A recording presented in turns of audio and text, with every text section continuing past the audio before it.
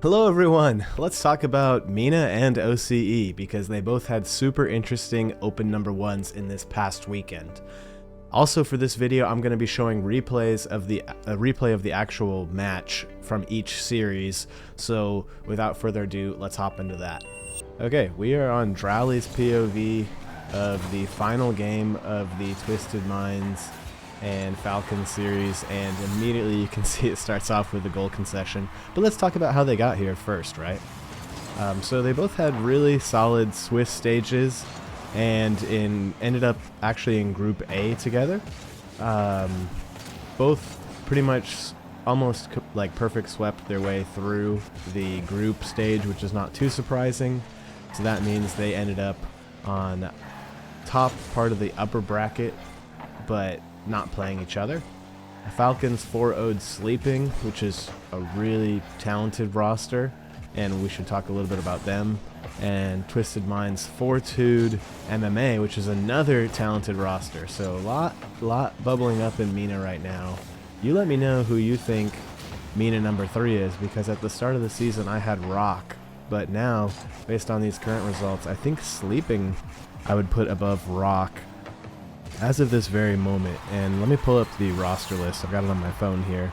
Sleeping is Mohammed, B2 Cell, and Suspect, whereas Rock is going to be Abdullah, Twiz, and Ghazi. They both had really solid. Also, let me shout out MMA, which is Masin, Talam, and Mesho. I don't know if I said all the usernames correctly there, so correct me if I'm wrong in the comments. But yeah, let's talk about how Twisted Minds was looking. They looked really solid. I think most people had them as MENA number 2 seed going in, having, you know, reconfigured their roster around Nobu, TRK, who is obviously on the Falcons, and Monkey Moon as their import, whereas Falcons picked up Drowley from K-Corp and kept the twins of Rawas and Kalirs. And here we're on Drowley's POV because I think, you know, most people are really excited to see him. I had him as the best player in the world at least once during the last season. Didn't have as good of a season as the previous year where he won Worlds, but still a very good year, and you could tell how talented, you know, clearly one of the best players in the world, if not the best player in the world still. Right up there with the best of them. So most of us are really curious about seeing, you know, how these guys do compared to the TRK roster. You know, with Drowley, are they able to reach a new high? And, you know, spoilers, unfortunately for them, as they're down 2 goals here, halfway through the game. So far, they haven't quite clicked as well as they did with TRK. And 3-0. 3-0 in Game 6 here. So they are really down, trying to find a little bit of magic. They do find a little bit of magic, I can assure you that. So keep watching. Because Falcons played fantastic against everybody except Twisted Minds, really. They 4-0'd Sleeping, and then they 4-0'd Rock, which is a really solid team, just to lose this series in Game 6. So there's something about this Twisted Minds roster that kind of has the number of Falcons. What do you guys think that is? Do you think that's purely psychological, or is there something more there? Is it gameplay style? Like, what is it about Twisted Minds that they actually do better against Team Falcons than they do against other rosters? Like, Twisted Minds went to Game 7 with Sleeping, but it took Falcons only to Game 6. Now, I don't think that means Sleeping's better than Falcons, but it's kind of interesting, right? That makes it seem like it might be a matchup sort of thing where the Twisted Minds play style as they go 4-0. My goodness. This is where you got to be feeling really discouraged because you're on basically your last life game and you're down 4-0 with 1:30 to go. But what do you guys think? Do you think it's because Twisted Minds plays better against Falcons? Do you think Falcons plays worse against Twisted Minds? Or is it purely gameplay? As Drowley finds top right corner. That's kind of an interesting take, and You know, does this result of Open 1 change my top 20 team rankings, where I had Falcons as number 2 in the world and Twisted Minds as number 3 in the world? I think it has to, right? Because if Twisted Minds keeps consistently beating Falcons, how can I rank them above them in my global power rankings? Now, I do think Falcons still has... That's a banger. I do think Falcons still has a great matchup against basically every other team in RLCS, and it's the type of team where if you see them in your bracket on LAN in Boston for this first Open, you're gonna be thinking, oh man, so who do we have to play if we lose to this team? Of course, everyone's ego, you know, they think they can win, but we know how good this team is. But maybe with Twisted Minds consistently beating them, you know, there's a new number 1 in the world, because NRG, who I had as number 1, missed, you know, went out like through 12th place in Open 1 for NA. Then these guys won MENA against who I considered the second best team in the world. Does that de facto make them number 1? I don't know. I'm going to withhold any judgment until I see the EU teams play at the Copenhagen LAN. 3-4. There's still a chance, 4 seconds left. See if they can get any magic going. But let me know what you guys think. Is Twisted Minds at number 1 a crazy take, or is this just Monkey Moon dominating at the start of the season? And if Monkey Moon's dominating at the start of the season, what does that mean, as he gets the final touch there, what does that mean for the rest of the world? Are we all in trouble? Anyways, that's pretty much all my thoughts about MENA. For now, it'll be interesting to see how Open 2 and Open 3 go. I'm pretty sure Falcons will adjust and get their get back. It's a very talented team. Still expect them to do excellently everywhere they go, so I'm not putting them down as much as I'm raising up Twisted Minds to say, wow, this team could be the best in the world right now. Let's talk about OCE. Okay, let's talk about OCE. I've on the Banana Head POV. Oh my gosh, that boost is atrocious. Hold on, let's switch to a different player. That is something else right there. That I did not realize he was going to be using that boost, in which case I'm fully switching teams, and let's be on Gus's point of view, right?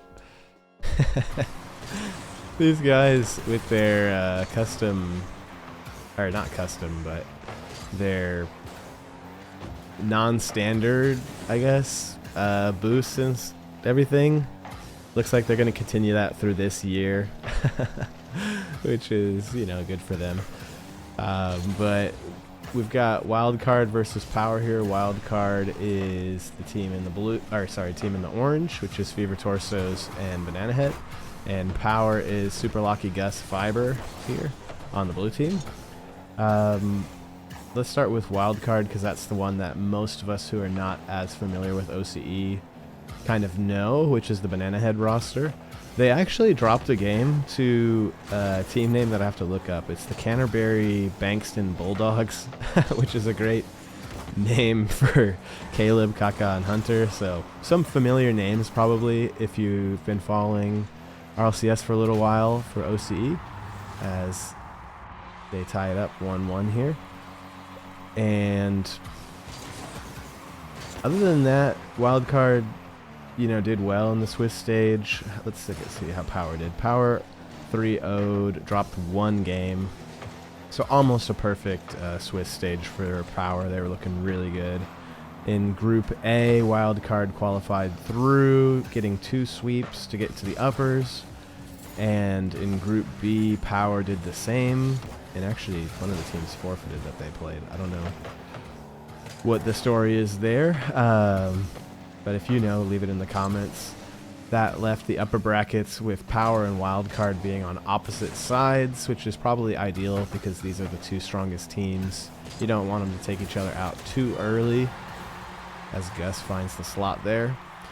They both 4-1'd in the upper bracket to end up in the top 4 semifinals. Power swept 4-0 to end up in the grand final, and Wildcard 4-1'd Flit. What team is that? Sorry, I'm looking at the Liquipedia. Take Flight. Amphis, Fades, and Scrub. Okay, that's kind of a well-known team. Sorry I don't know all the rosters and the team names super well, for all my OCE fans. If I have any, I'm going to try to cover a little bit more of the different, regions and talk about what's going on and show more of the gameplay, because I feel like this is probably more fun than just, me talking to the screen. So if you feel that way, let me know. I'm happy to pull these replays as they're available from the RLCS and watch them from a player's point of view. I think it's fun to watch the pro games from one person's point of view.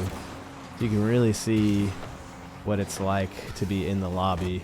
Sometimes when you get the point of view of the director cam, or where it's switching to whoever has the ball, it's kind of, you lose track of what the game's kind of like, and this shows it at a more realistic speed, I think. Granted, it's still, top level pro speed, but it's just easier for me to watch if we're not just constantly switching to whoever's hitting the ball like at that millisecond. That's a side rant for now. So Power versus Wildcard ends up being the grand final, and it goes all the way to Game 7, which is what we're watching right here. And it was a really good series. It was effectively back and forth until Game 7 with 2 overtimes. So I think if you have some time, you should watch it. You should watch the CJ broadcast of it, because it's more fun with their commentary. Granted, also these replays are on Ballchasing, so you can get them that way. Wow, that is a crazy clean air dribble. I wonder if that was a replay glitch, that it was hitting his car like that. Anyways, yeah, Power, ends up finding the win here in Game 7. Very close series. So I think I would have picked Wildcard as the favorites, and I do believe I only have them ranked. I don't have Power ranked in my top 20 list right now. So maybe that changes potentially, but honestly, Game 7, I thought both teams looked good. Power looked really strong, so maybe Power is the team that will be representing the OCE single slot this year. As a reminder, OCE used to have 2 slots for the last couple seasons, but was punished, and finds the goal there. 4-1 with 42 seconds left. It's not looking too good for Wildcard here, as I've already spoiled the game. But what do you guys think? Is it too early to crown Power as the champions of OCE? We've got 2 more opens left, so Wildcard could potentially win both out and take the slot from the Power team for... Oh, that was close. Could take the slot with a open 2 and open 3 win, which I think is totally in their control. But I don't know. This was kind of one of those teams where I was kind of hoping OCE would do another talent consolidation. No offense to these players, but I was kind of hoping Banana Head would find possibly 2 new players, or even possibly an import with Banana Head and one of the other guys, maybe Fever or Torsos. I don't know. Is that a controversial take to hope for import? It just feels like, as one of them quits with 0 seconds left, just feels like we want to see a little bit more from that Wildcard roster team, but they decide to run it back. They decide to run it back. They go to the grand finals. NRG decides to run it back. They get out 9th or 12th. So what do we make of that? I don't know. Anyways, those are my thoughts on the OCE and the MENA regions. Would love to hear your initial takes on this and what you're thinking. And yes, I will be doing another predictions video this week now that we have the finalized teams for the Copenhagen LAN. So I'm excited to be doing that. So if you'd like to see that, please subscribe, like the video if you enjoyed it, and let me switch back to being on camera here. All right. Thank you so much for watching. Like I said earlier, let me know if you enjoyed watching the replays while we talked about the matches. Otherwise, I can just, record myself talking to computer screen too. That works for me. So let me know what works best for you. Thank you so much for watching. Appreciate all the support. Have a wonderful day, and let me know your opinion in the comments. Bye.